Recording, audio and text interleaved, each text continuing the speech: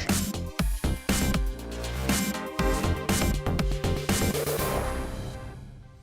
I'm Colin Brazier. I've reported from more than 70 countries around the world, covered wars from Afghanistan to Iraq, from Lebanon to the Balkans. I'm trying to bring that experience, that feel for events, to the studio. And something else. I'm ready to give an opinion. Today's stories with a spark. Brazier from 8 p.m. weekdays on GB News.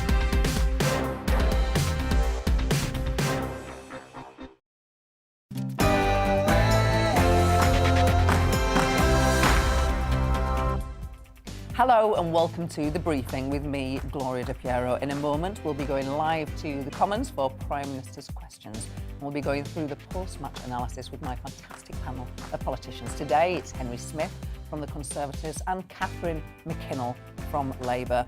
And please give me your political briefing and verdict on Prime Minister's question time. Send in your views and opinions by emailing gbviews@gbnews.uk or tweet me at gbnews.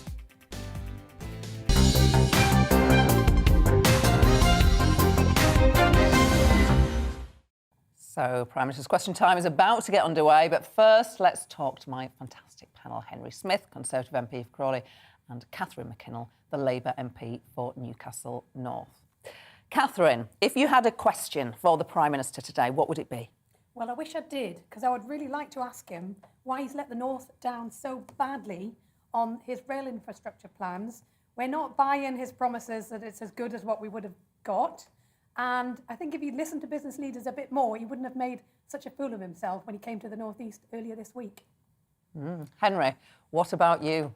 Well, last week I was lucky enough to have a PMQ and I went on my constituency Crawley's city status bid. Also, I think cross-channel migration is a big issue, but I managed to raise that with the Home Secretary the other day. I'd really like a focus on, as we go into the winter, and economic recovery given COVID. So I think that's what I would go on today. Catherine, just to go back to your point on transport, I mean, the government did give billions, tens of billions of pounds of extra investment. There are questions about how they presented that from their own side, in fact, but, you know, it's an improvement. I think they have presented big sums of money in the hope that nobody will actually notice the small print. The small print shows that the vast majority of that investment will go to the south, an existing HS2 investment that is going to benefit the south. The whole point of HS2 was to bring that benefit to the north, but instead we have got still the cost of it, but without those benefits. So, and with the cancelling of Northern Powerhouse Rail, and no matter what they currently try to call it, it's not Northern Powerhouse Rail. They are not connecting up the northern cities. So it's going to leave the north really far behind. And what I have been particularly disappointed is their response, that they haven't listened to what business leaders have been asking for. They have basically told them they should be grateful for what we get. And I think it really symbolises why we have this north-south divide, because there's this attitude that the north should be grateful, when in reality, we want what we were promised. And Henry, just to go back to the point that you would have asked the Prime Minister to say, a really interesting point that I'd make is you are the third consecutive Conservative MP who we've spoken to ahead of Prime Minister's question time who has mentioned those cross-channel migration issue. You said that you'd had a word with the Home Secretary. I mean, she's had quite a while to sort this out. It's getting worse, not better. Well, you're absolutely right. We've had almost 2 years now of illegal cross-channel migration, and it is a situation that people are rightly asking, when is it going to be sorted out? We have the Nationality and Borders Bill that's coming forward, but the point I made the other day in Parliament was that, that won't become law until probably another 6 months or so's time. So we do need some action right now. A country should be able to police its own borders so that we have a fair immigration system that's secure for the country. Is it coming up in your inbox at all, the issue of channel crossings? So I think concern for the people who are risking their lives making these crossings, but also just the mess of the system. We've had 11 years of this government. They keep promising they'll make it better. We've left the European Union. We don't have agreements now with our European partners on how to manage this situation. And, you know, I think there is a terrible human crisis happening of people trying to make very dangerous crossings, and the government does need to get a grip. Do you think that's what your constituents are? They're concerned about the human crisis, or are they concerned about people coming in illegally? Well, I think one of the things I get a lot in my email inbox is the fact that these are criminal gangs that are often exploiting people who are understandably looking for a better life, but actually they're taking vast sums of money from them and then putting them in a very perilous situation on rubber dinghies across a dangerous stretch of water. So I think people are concerned about that. People are also concerned about the country in terms of, we don't necessarily know the backgrounds of people who are coming here. So it is something that quite understandably has become more and more of an issue for my constituents, and talking to colleagues across the country, not just in the southeast of England. It's an issue in their email inboxes as well. And he's going to start very, very quickly, so I'm just going to ask you, do you reckon he'll be able to get his words out all right today? I would be amazed if Peppa Pig wasn't mentioned today. Would you? But by the opposition?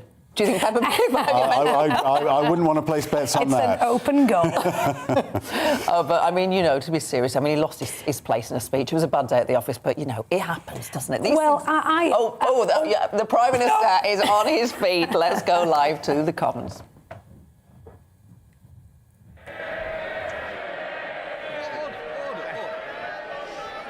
Thank you, Mr. Speaker. This morning I had meetings with ministerial colleagues and others. Thank you.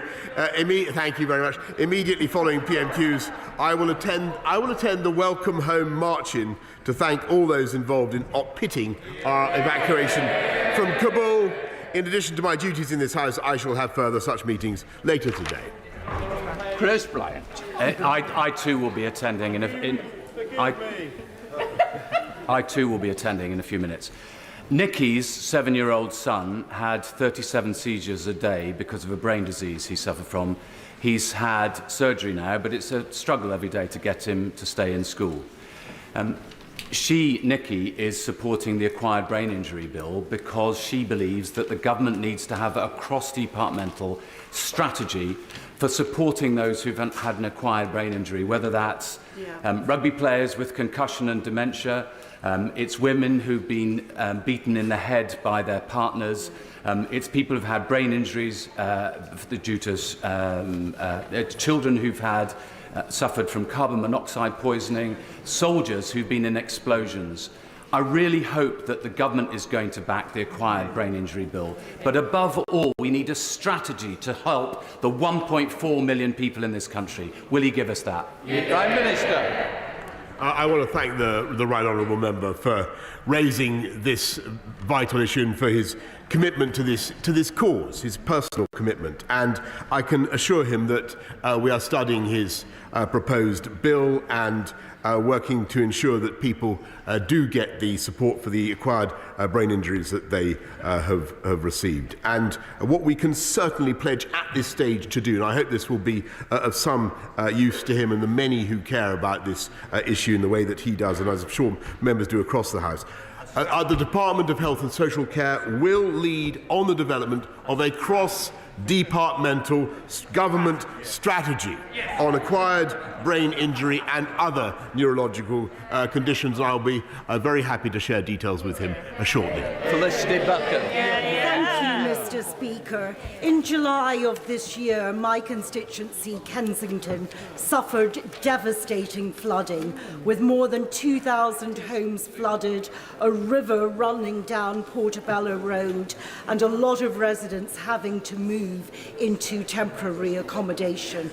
Does my right honourable friend agree with me that Thames Water needs to come up with short and long-term solutions, and they need to make sufficient investment in infrastructure to prevent events like this happening again? Yes. Prime Minister. My honourable friend is absolutely right to raise flooding, Mr. Speaker, and she's right about short and long-term solutions, and that's why I'm proud, amongst other things, to have helped instigate the Thames Tideway Tunnel, with the biggest super sewer in the history of this country, which will help to deal with what happens in London when the Basingstoke interceptors overflow, and to deal with flooding throughout the city. Leader of the Opposition, Keir Starmer. Thank you, Mr. Speaker. At the last election, the Prime Minister promised that nobody would have to sell their home to pay for care. That's another broken promise, isn't it? Prime Minister.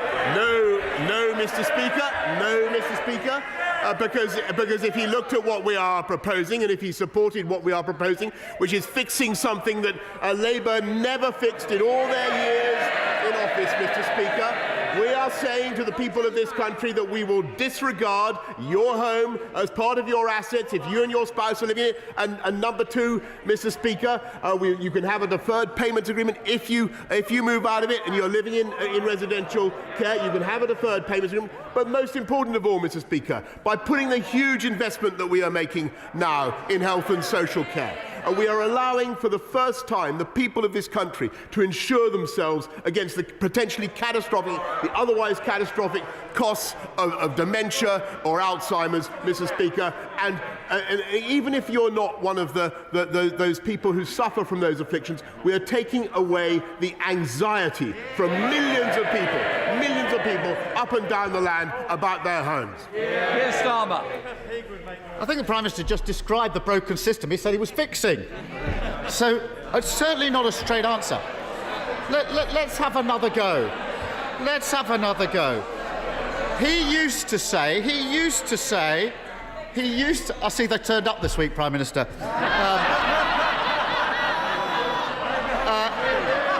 Mr. Speaker, he used to say that... Sorry. I don't think I need any further. Yesterday we had a very good example of the house being at its best in that church, in that cathedral. Please, let's show some respect. I want to be able to hear not only the Prime Minister but the Leader of the Opposition. Shouting each other down doesn't do you or your constituents any good. We need to hear the questions and I certainly need to hear the answers. And if anybody doesn't like it, please leave now. Keir Starmer. Mr. Speaker, it's not a complicated question, so let's have another go. He used to say that nobody would have to sell their home to pay for their care. It's in his manifesto right here. On the basis of that promise, he then put up tax on every working person in the country.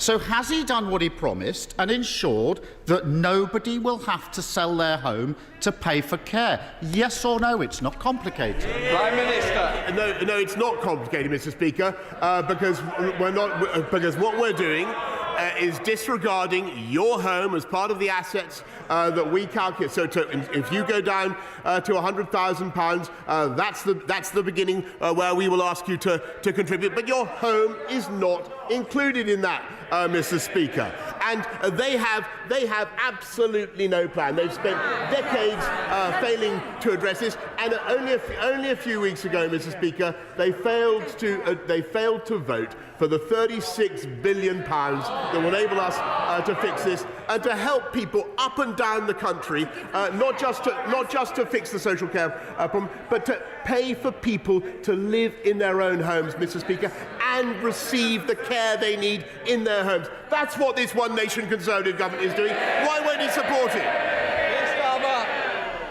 Mr. Speaker has had two opportunities to stand by his manifesto commitment and he's not taken them.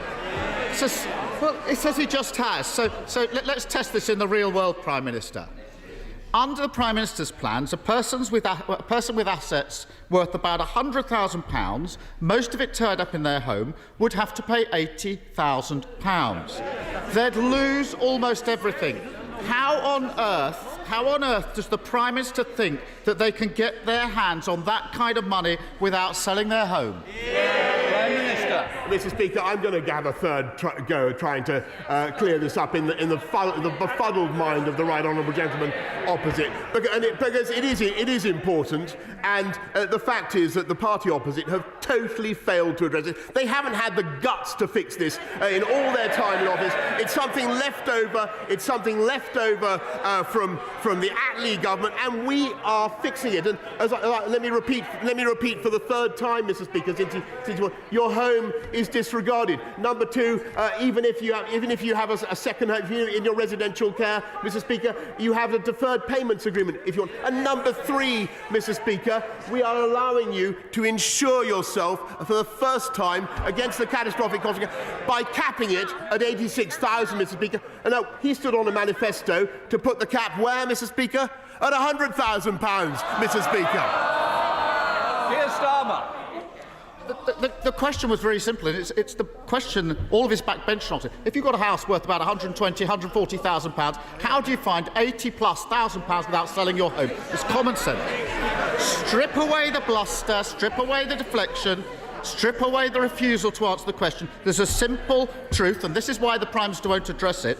People will still be forced to sell their homes to pay for care. That accounts... Why did they... Look at the vote the other day to see the answer to that question. They'll still be forced to sell their home. It's another broken promise. Just like he promised that he wouldn't put up tax. Just like he promised 40 new hospitals. Just like he promised a rail revolution in the north. Mr. Speaker, who knows if he'll make it to the next election? But if he does, how does he expect anyone to take him and his promises seriously? Prime Minister. Mr. Speaker, yet again he raises the rail revolution in the north. And the 3 new high-speed lines, Mr. Speaker, 96 billion pounds. Nothing like it. Again, nothing like it, Mr. Speaker. Nothing like it for a century. And just for the advantage of what I didn't even know this. I was in a state of complete innocence about this last week, Mr. Speaker. But it turns out that the right honourable gentleman actually campaigned against HS2 altogether. Said it would be devastating and said it should be cancelled. I can tell you something, Mr. Speaker. HS2 runs through my constituency as well. And I took a decision, even though it's been very tough for my constituents, I took a decision that it was the right thing to do for the long-term interests of the whole country. How can they possibly trust that man? Mr. Speaker, I think he's lost his place in his notes again.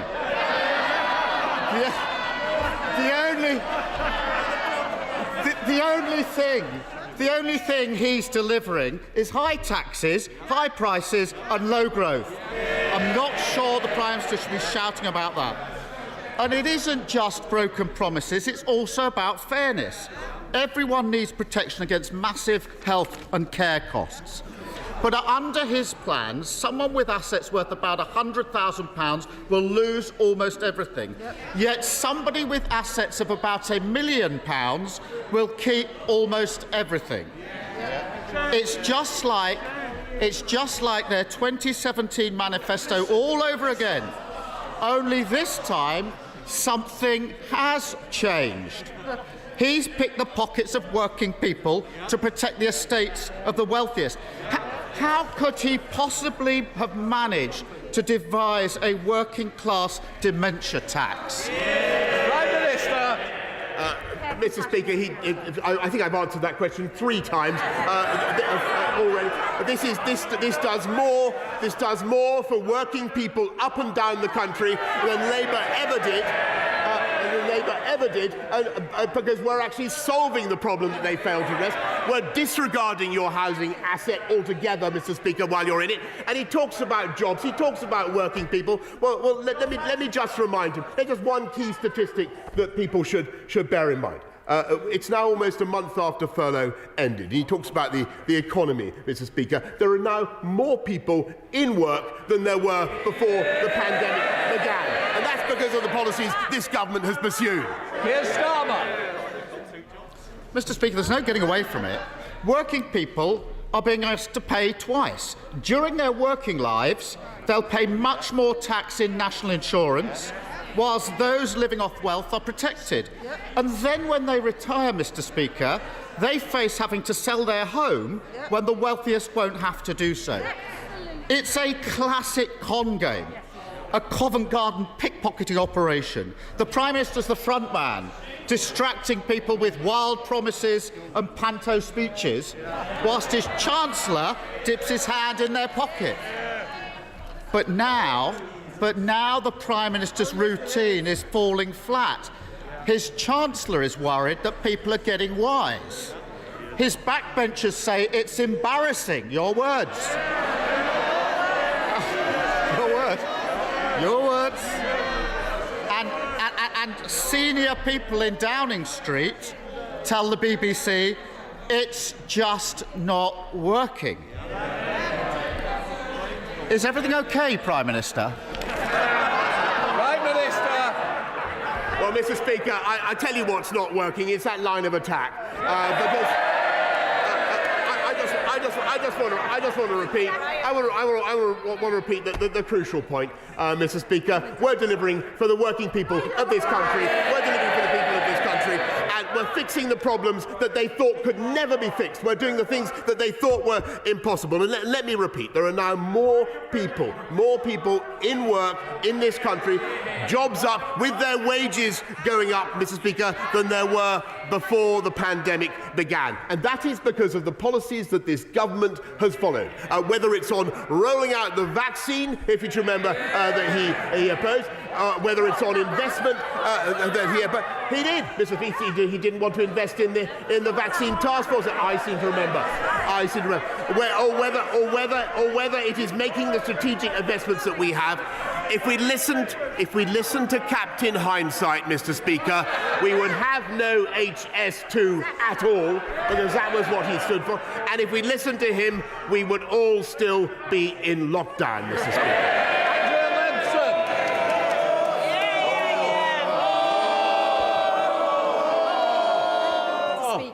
Can the Prime Minister confirm that he will use the rest of the UK's presidency of COP to urge countries around the world to make good on the pledges that they made in Glasgow? And does he agree with me that decarbonisation can create millions of jobs across the UK and around the world? Prime Minister. I totally agree with my right honourable friend, who's right about this and many other things, and that's why our transition to green jobs is supporting 440,000 new green high-wage, high-skilled jobs across the UK, and the breakthrough agenda that we had endorsed at COP26, I believe will support between 20 and 30 million jobs across the world by 2030, and I think that's probably a gross underestimate. We now come to the Leader of the SNP, Ian Blackford. Thank you, Mr. Speaker. I'm sure you will wish to join me and indeed the rest of the House in welcoming the moderator of the Church of Scotland to the gallery today, Lord Wallace, and to thank him for his sage words at his sermon this morning. Mr. Speaker, the past few weeks have shown this Tory government at its very worst. A Tory sleaze and corruption scandal on a scale not seen since the 1990s. Tory cuts and tax rises that will leave millions of people worse off. A litany of broken promises, from HS2 to carbon capture, social care, the triple lock on pensions. And who can possibly forget the £20 billion bridge to Ireland that evaporated into thin air? At the centre of all this is one man, a Prime Minister who is floundering in failure. So, can I ask the Prime Minister, with his party falling in the polls, his colleagues breathing against him, has he considered calling it a day before he's pushed out the door? Prime Minister. Mr. Speaker, what I think what the people of this country want to hear is less talk about politics and politics, and they want to talk about what the government is doing for the people of Scotland. And what the Scottish government is doing for the people of Scotland, which isn't enough, Mr. Speaker. But what we will do, he talks about infrastructure investment, and I can tell him that if he will wait till I think till Friday or later this week, he's going to hear about what we're going to do with the Union Connectivity Review to ensure that the people of Scotland are served with the connections that they need, and which the Scottish Nationalist Party has totally failed to put in. Ian Blackford. Thank you, Mr. Speaker. That certainly wasn't an answer to the question I asked, but we're used to that. And I didn't expect the Prime Minister to take responsibility, because he never does. But this isn't just about the chaos in the Conservative Party. It's about the state of the United Kingdom under his failing leadership. Because whilst the Prime Minister spends his time hunting for chatty pigs and staving off a leadership challenge from the Treasury, in the real world, Mr. Speaker, people are suffering a Tory cost of living crisis. Brexit is hitting the economy hard, but the Prime Minister can't even give a coherent speech to business. The Prime Minister's officials have lost confidence in him. Tory MPs have lost confidence in him. The letters are going in, and the public have lost confidence in him. Why is he clinging on when quite clearly he simply isn't up to the job? Prime Minister.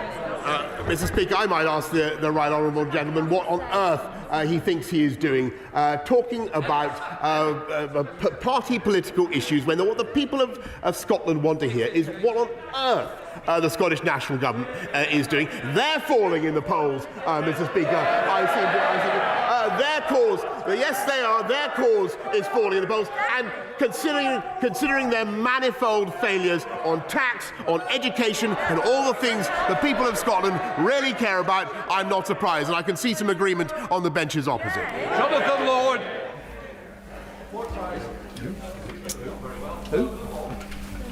Mr. Speaker, I celebrate the recent successes of Woking College, my local sixth form college, and I welcome the recent government investment for a new teaching block, which will allow it to expand.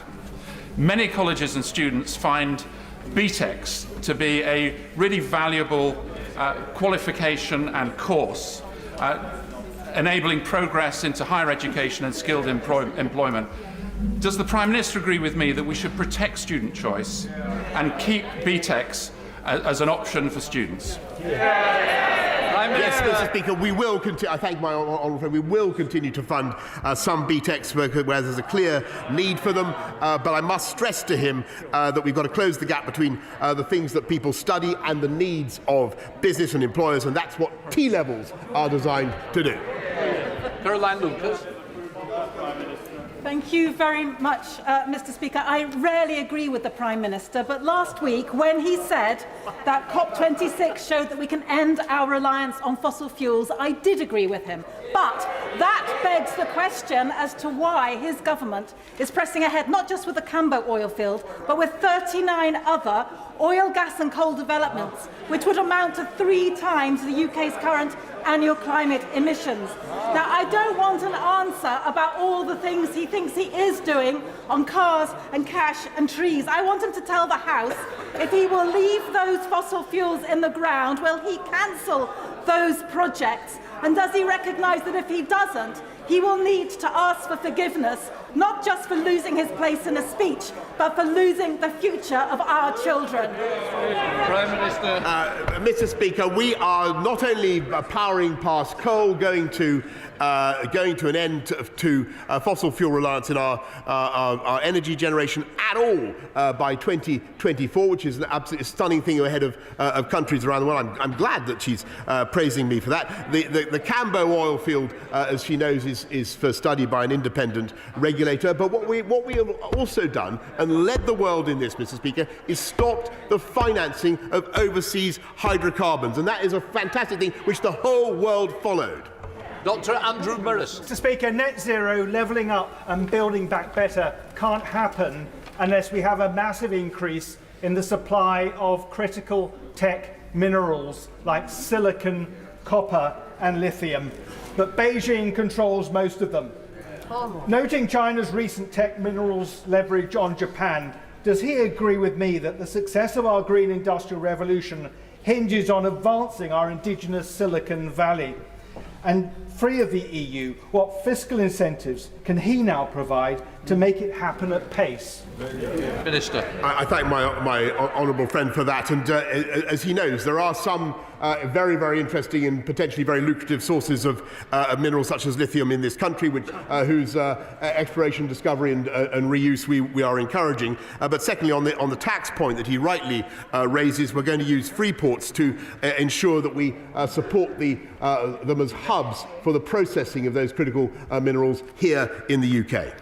Thank you, Mr. Speaker. In 2014, my constituent's 3-year-old son, Freddie Hussey, was killed by an unsafe trailer.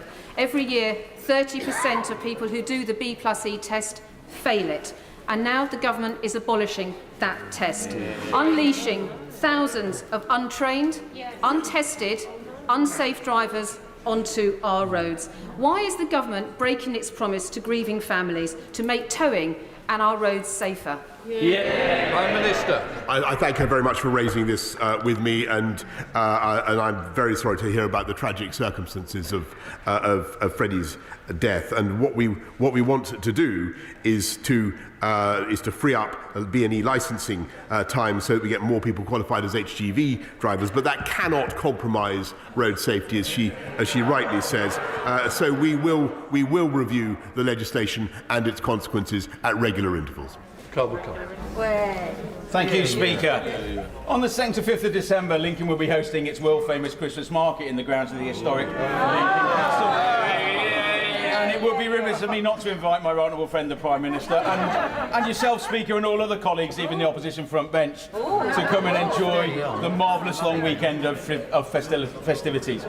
However, what is less than marvellous for my constituents is the levelling down of Lincolnshire's highway maintenance grant by 25% on 2019 to 2020 levels. Can my right honourable friend use his influence to cause the Treasury and DfT to revisit this unfortunate decision?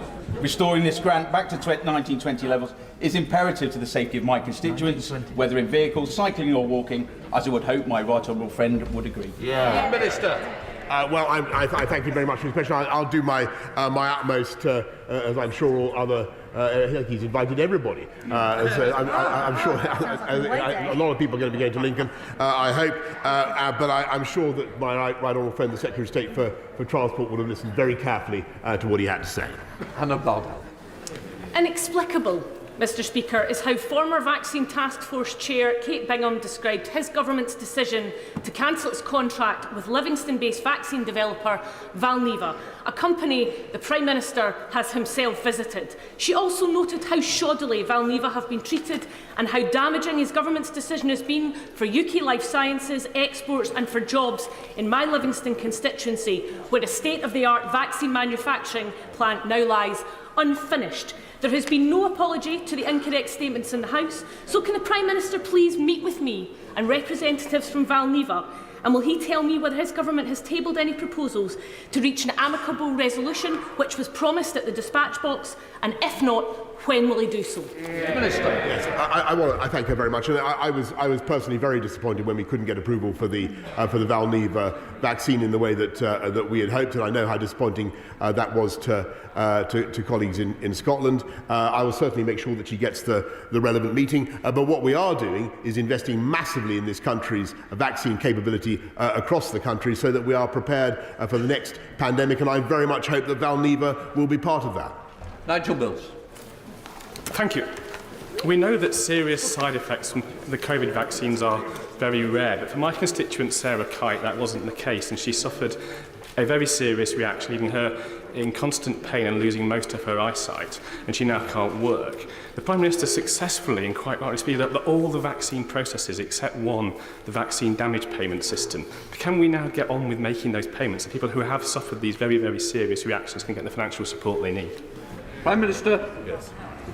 I thank him very much, and I just want to reassure him and indeed to reassure the House and the country that cases such as the very sad one that he raises are extremely, extremely rare, and we're putting more money in to gather evidence for claims such as the one that he describes. But I want to repeat perhaps the most important message I can get across again today, Mr. Speaker. I want to repeat how vital that vaccination programme is, how safe it is, and how important it is that everybody who is eligible gets their booster when they're called. Thank you, Mr. Speaker. The government's integrated review concluded that the Chinese state poses a systemic challenge to our national security, and the Prime Minister has made clear that when it comes to China, we must remain vigilant about our critical national infrastructure. Can he therefore confirm today, unequivocally, that plans for China General Nuclear to own and operate its own plant in Bradwell in Essex have been abandoned, and explain to the House precisely how and when his government intends to remove CGN's interest from the Sizewell C nuclear project? Prime Minister. I thank him very much for his question, a very important issue that he raises, and clearly one of the consequences of our approach on critical national infrastructure, the National Security and Investment Bill, is that we don't want to see undue influence by potentially adversarial countries in our critical national infrastructure, and so that's why we've taken the decisions that we have. And on Bradwell, there will be more information forthcoming. But what I don't want to do, Mr. Speaker, is pitchfork away wantonly all Chinese investment in this country, or minimise the importance of this country of having a trading relationship with China. Daniel Kuczynski. Thank you very much, Mr. Speaker. The Prime Minister will be very pleased that Shrewsbury Conservatives are doing everything possible to help Neil Shastri Hurst, the excellent candidate in North Shropshire. But he will also know that the number one issue affecting Salopians at the moment is the £312 million that we've secured for a modernisation of our A&E services. This has suffered terrible delays over the last 8 years, leading to a worsening of our A&E services for local patients. Will he do everything possible to help us get this finally across the line so that we can provide safe A&E services for all the people of Shropshire and Mid Wales? Prime Minister. I thank him very much, and that's one of the reasons why we're investing £36 billion more in our NHS now to help cope with the backlog, the extra winter pressures, particularly on A&E. But it's also a reason why the booster programme is so vital, because we don't want those beds filled with COVID patients, and we don't want delayed discharges either. Thank you, Mr. Speaker. So far, his government have found billions for nuclear, but nothing for the Scottish carbon capture cluster, nothing for pump storage hydro, and now are at risk of failing the tidal stream generation, a technology Scotland's a world leader in. Now, the ask is for a £71 million ring-fenced marine pot in next month's energy auction. So the Prime Minister's got a choice: provide this money and allow continued scale-up and commercial success based in a UK supply chain, or see the manufacturing jobs move abroad. What's it going to be? Prime Minister. Well, Mr. Speaker, I'm so glad he asked that question, because I can tell him, and I can tell his right honourable friend, the leader of the SNP in Westminster, that we will be including a support for tidal stream. For tidal stream in the upcoming to the value of £20 million. Come on. Not to be sneezed at. Not to be sneezed at, Mr. Speaker. In the upcoming Contract for Difference auction, I've met representatives of Scottish Tidal Power. I think it's fantastic, original, inventive what they're doing. We want to support it. Sir David Evelyn. Mr. Speaker, Prime Minister, I've been out campaigning with our excellent candidate in Bexley, Sidcup, Louis French, for the by-election, and responses on the doorstep are very good.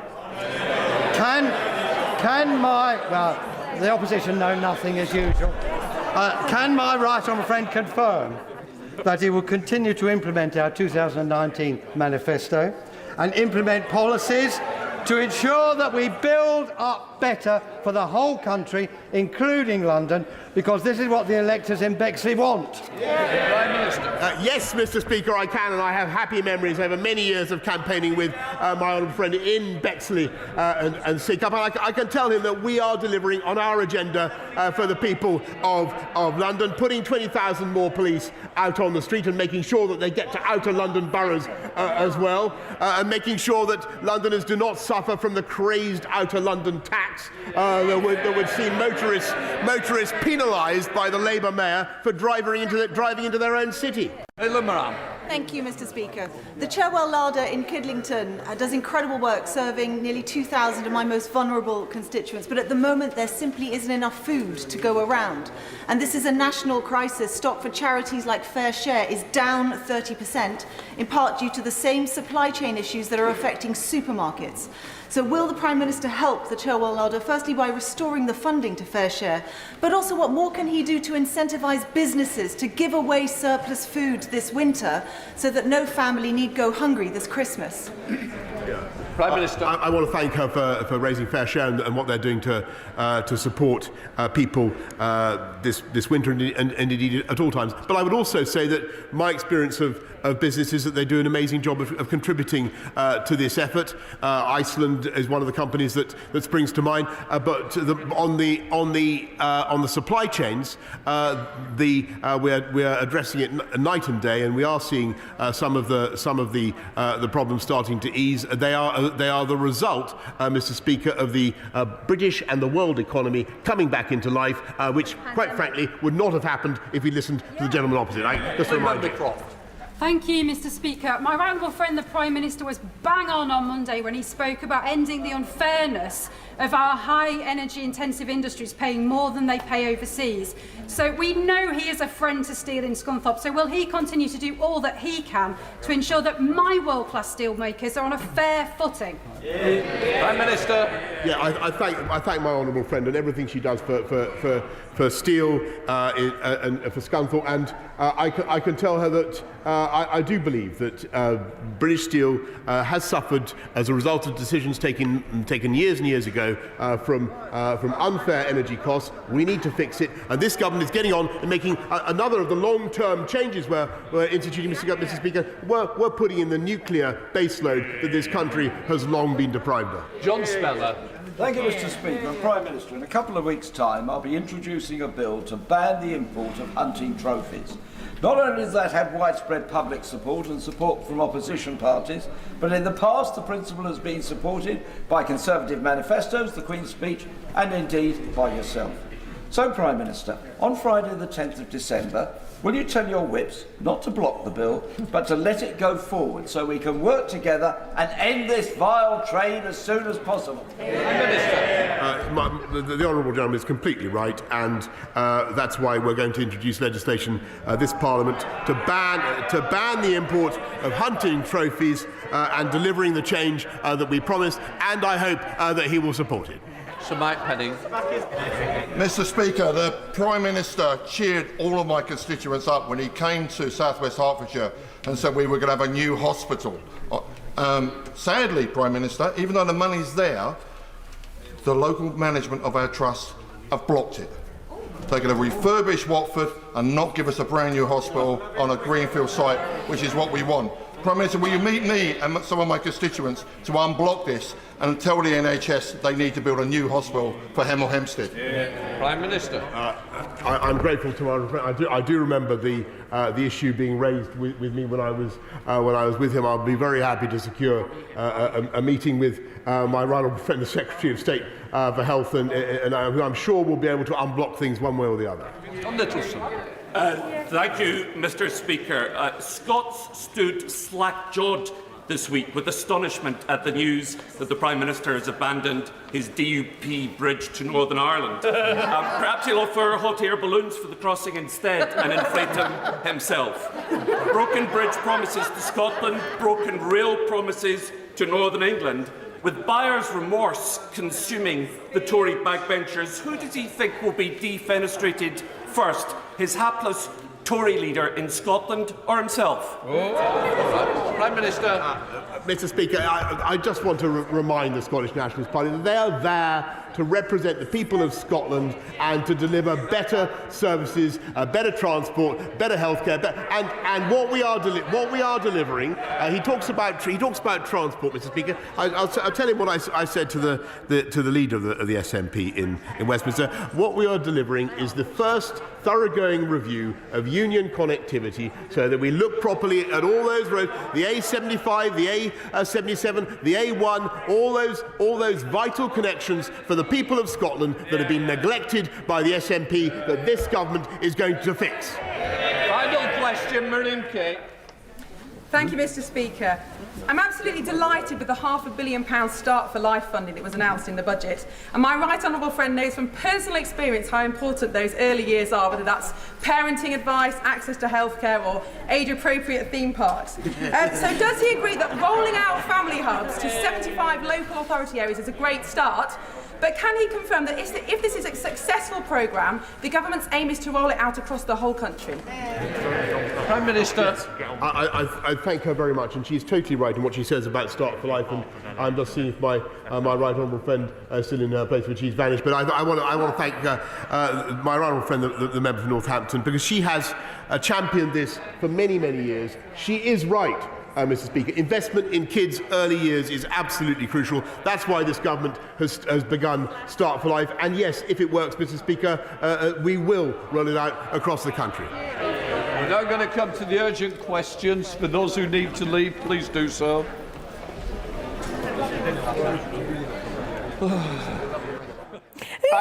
Big sigh from the Speaker. Up there. After the break, we'll have the analysis from my panel. But first, here's your weather. It's time to remind ourselves there's always another winter. Canary Islands sponsors the weather. Hello, I'll get on to today's weather in just a moment, but just flagging that at the end of the week, some very windy weather is likely and things are going to be turning colder again as well, which brings the threat of a bit of snow also. But back to today, low pressure is swinging its way to the north of the UK, and this cold front is driving south, introducing colder air across Scotland and Northern Ireland. But it does mean here it'll be a bit brighter through the afternoon with some sunshine. Lots of showers, though, packing into the north and the west. Mostly of rain at this stage, and we've got this line of rain on the weather fronts, clearing away from southern Scotland, but turning damp over northwest England, north and west Wales. Much of the south, dry and cloudy, 1 or 2 showers for Kent and the southwest. And temperatures here might creep up to double figures, but colder air is following on from this band of wet weather, this cold front. As it continues to track southwards through the evening, the rain could pep up for a time over South Wales and southwest England. Clearer skies following, and the showers turning more and more wintry over the hills of northern Scotland. Even some snow to low levels for a time, and strong winds as well. And a much colder feel for Thursday morning. Temperatures in most towns and cities may just be above freezing, but it's going to feel cold with that wind. And then generally it's a fine and sunny day to come tomorrow for most. We'll keep wintry showers going over northern Scotland, although the winds may ease a little through the day. A few showers grazing the east coast of England, and 1 or 2 for West Wales and maybe southwest England also. But for the vast majority, it's a sunny but cold day.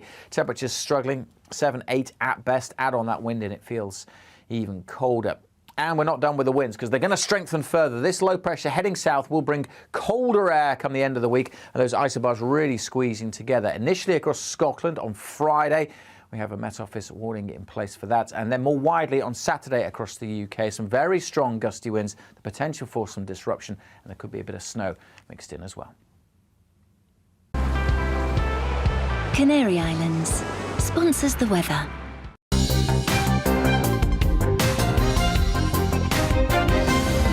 You're watching GB News live across the UK and the world on our digital stream. GB News is Britain's news channel. We are the UK's home of discussion and debate from all perspectives. We are here for you. Don't forget to join our YouTube community by clicking on that subscribe button. And if you want the GB News app, you can click and catch up on programmes anytime. We love to hear from you, so email us. gbviews@gbnews.uk. Thanks for being part of the GB News family. My name is Andrew Doyle. Join me every Sunday evening at 7 p.m. for Free Speech Nation. This is a show where we address current affairs and news stories of the week with the help of 2 wonderful comedian panellists. I brought in comics because I want to give it a lighter edge, and also they work for less. See you there.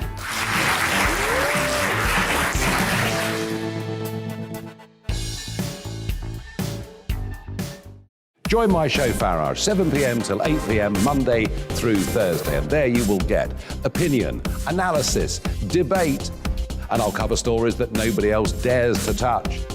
And then for the last 15 minutes, talking pints. We're over a drink. We have a civilised conversation with someone. We very often disagree, but we do it in a grown-up way. Come and join me on Farage.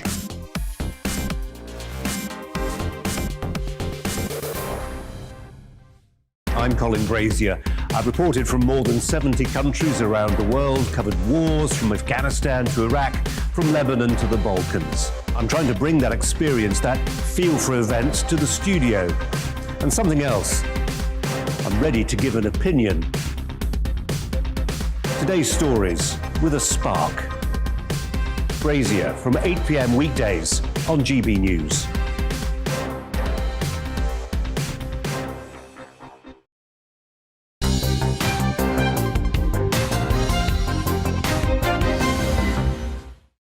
Welcome back. PMQs has ended. The Prime Minister took criticism from Keir Starmer over social care costs. With me now to go through how it went are my fantastic panel, Catherine McKinnell, the Labour MP for Newcastle North, and Henry Smith, Conservative MP for Crawley.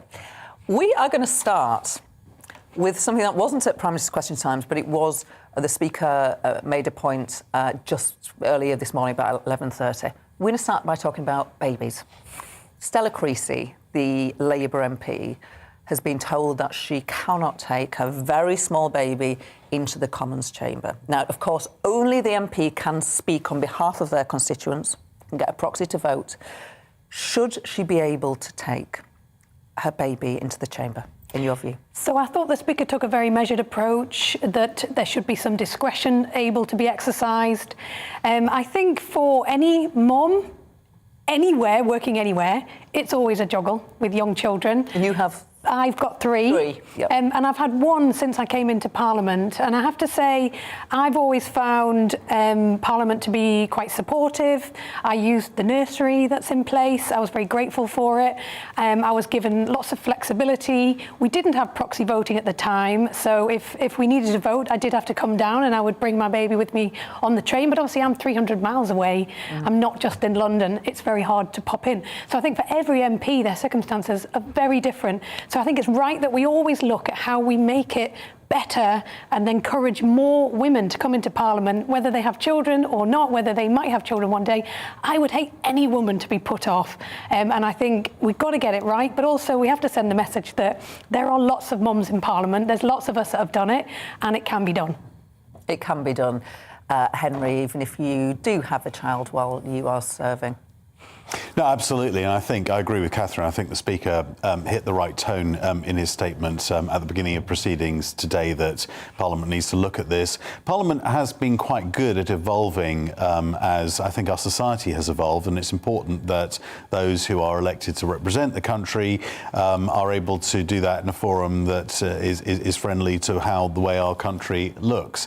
So he did say about referencing the nursery and that yes, it is a professional workplace, and obviously we can't have disruption in Parliament. MPs are good enough at disrupting Parliament without children adding to that. True, they're probably noisier than any baby would be. Usually. But I think that was encouraging to hear what he had to say. Henry, I'm going to stick with you, if I may, because your party, it's been a difficult few weeks. I think you would acknowledge that. What needs to change to get the show back on the road? Well, I do acknowledge that, and I'm struck by the fact, I'm a bit long in the tooth now, and I'm struck by the fact that I've seen prime ministers and administrations of all colours, they reach these sorts of difficult periods, a trough, and certainly that is what Boris Johnson and the Conservative government have experienced in the last few weeks, with a number of unforced errors that, as I say, long in the tooth, I could sort of see some of them coming down the track. But I do think we need to focus on the country.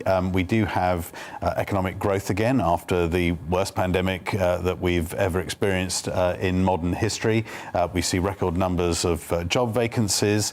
We've seen a very successful COP26 climate conference and a very successful vaccination programme. So I do think we need to start looking to the future and actually and recovering. I did find it interesting that Sir Keir Starmer was railing against tax and spend, which is, of course, Labour's traditional ground.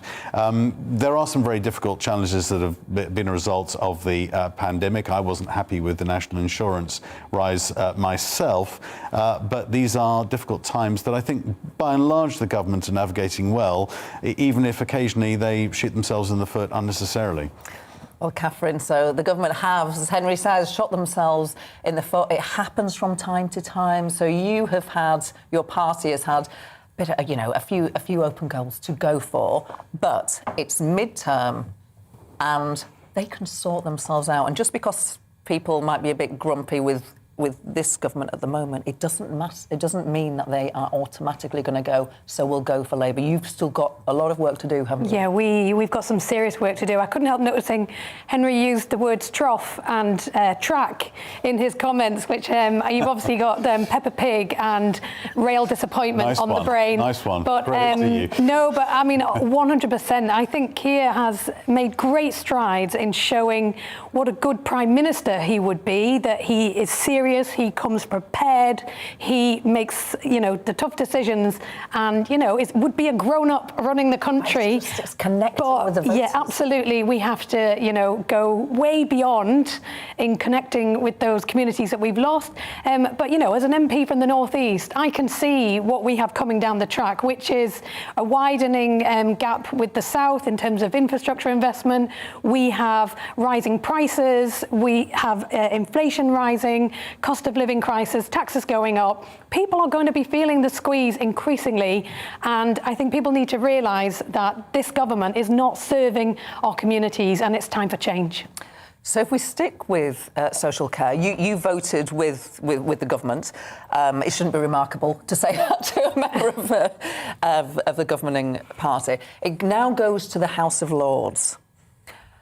It's going to be revised out, so it's going to come back, isn't it? Do you think, oh gosh, are they, will there be concessions?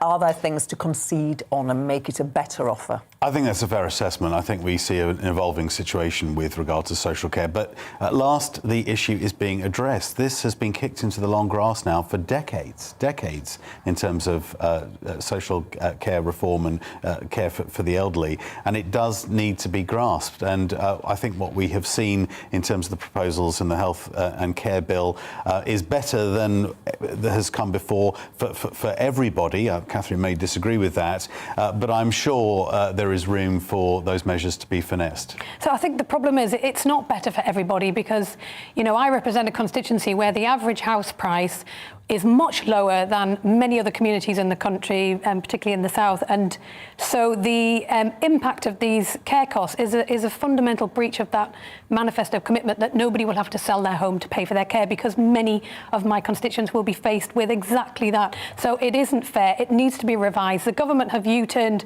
before. They should U-turn on this. I'd also like to see them U-turn on their rail plans while we're on it, and we'll keep arguing that case as well. Something else that, in fact, this probably started the run of bad luck. I'll call it. You can disagree with me if you like. Standards. So the Standards Committee is publishing a report on Monday with recommendations for what needs to happen in terms of improving the standards of MPs and perhaps second jobs, but perhaps much more than that. You didn't vote with the whip on that one, did you? No, I didn't. Yeah. I thought the government made an error in conflating Owen Paterson's individual case with reform of standards. I think they now appreciate that. But that isn't to say that there shouldn't be reform of the standards system. Parliament is a strange workplace, as we were discussing earlier, and as you're well aware, it is different from many other places. I do think that there needs to be proper rights of appeal for members of Parliament who are accused of breaches of standards. And I think I'm really interested to hear what the Standards Committee have come forward with. We'll know that, as you say, early next week. But I hope we can sort of take the sort of slightly febrile atmosphere out of this and now sort of look at this in a all Parliament way, so that we have a system that the public can trust. That's absolutely important, but also something that's fair to members of Parliament. I do think we have the highest standards of probity in this country, and we need to ensure that's maintained. Catherine, any specific points you'd like to see them come forward with? So I agree we need to look at this cross-party. I have great confidence in the Standards Committee, the chair, Chris Bryant. I think he's done an excellent job in steering Parliament through this crisis. But, I mean, I have to say, I do think we reached this point long before the Owen Paterson case in terms of that confidence and trust in public life and that sort of degrading of of the value of truth and honesty. And I think that's one of the things that many people have raised over the last few years, that, you know, the Prime Minister says one thing and does another. And I know it's not about one person, but he is setting the standards that many of us then are expected to follow. And for me, it's not an example I would like to follow, and I don't think it's leading us down a very positive road. So I would like to see standards in public life and probity on the government's part. They need to be accountable to Parliament. Ministers need to come and answer questions. They need to, improve their own performance, and Parliament will improve its standards too. Good, some consensus there. I just want to ask you before we go, I know that you attended Sir David Amos's memorial service yesterday, very, very briefly. Just why was it important for you to do that? So it was an absolutely beautiful mass funeral for David. I think he's a character that touched so many of us right across Parliament, you know, no matter party or cause. Many worked closely with him, and it was beautiful that he got a message from the Pope, and I hope the beauty of that service will have brought comfort to his family, who I know are really suffering from this tragedy. Thank you. Thank you both for joining me. That's a lovely place to end. Thank you. You've been watching The Briefing with me, Gloria Di Piero. The show's back every weekday from noon. Up next, it's On the Money with Liam Halligan. It's time to remind ourselves there's always another winter. Canary Islands sponsors the weather. Hello, I'll get on to today's weather in just a moment, but just flagging that at the end of the week, some very windy weather is likely and things are going to be turning colder again as well, which brings the threat of a bit of snow also. But back to today, low pressure is swinging its way to the north of the UK, and this cold front is driving south, introducing colder air across Scotland and Northern Ireland. But it does mean here it'll be a bit brighter through the afternoon with some sunshine. Lots of showers, though, packing into the north and west. Mostly of rain at this stage, and we've got this line of rain on the weather fronts, clearing away from southern Scotland, but turning damp over northwest England, north and west Wales. Much of the south, dry and cloudy, 1 or 2 showers for Kent and the southwest. And temperatures here might creep up to double figures, but colder air is following on from this band of wet weather, this cold front. As it continues to track southwards through the evening, the rain could pep up for a time over South Wales and southwest England. Clearer skies following, and the showers turning more and more wintry over the hills of northern Scotland. Even some snow to low levels for a time, and strong winds as well. And a much colder feel for Thursday morning. Temperatures in most towns and cities may just be above freezing, but it's going to feel cold with that wind. And then generally it's a fine and sunny day to come tomorrow for most. We'll keep wintry showers going over northern Scotland, although the winds may ease a little through the day. A few showers grazing the east coast of England, and 1 or 2 for West Wales and maybe southwest England also. But for the vast majority, it's a sunny but cold day. Temperatures struggling, 7, 8 at best. Add on that wind and it feels even colder. And we're not done with the winds, because they're going to strengthen further. This low pressure heading south will bring colder air come the end of the week, and those isobars really squeezing together. Initially across Scotland on Friday, we have a Met Office warning in place for that. And then more widely on Saturday across the UK, some very strong gusty winds, the potential for some disruption, and there could be a bit of snow mixed in as well. Canary Islands sponsors the weather. Join me, Alex Phillips, for the afternoon agenda on GB News, Monday to Thursday from 4 p.m. till 6 p.m. We don't lecture to you or try to tell you what to think. We do a deep delve into a topic with views from across the range of debate, therefore leaving you, the viewer, to make up your own mind. Join me, Alex Phillips, for the afternoon agenda on GB News, 4 till 6, Monday to Thursday.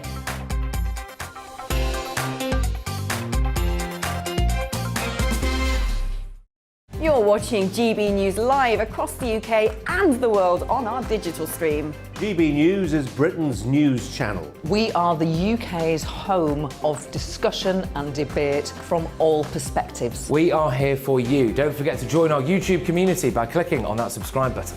And if you want the GB News app, you can click and catch up on programmes anytime. We love to hear from you, so email us. GBviews@gbnews.com.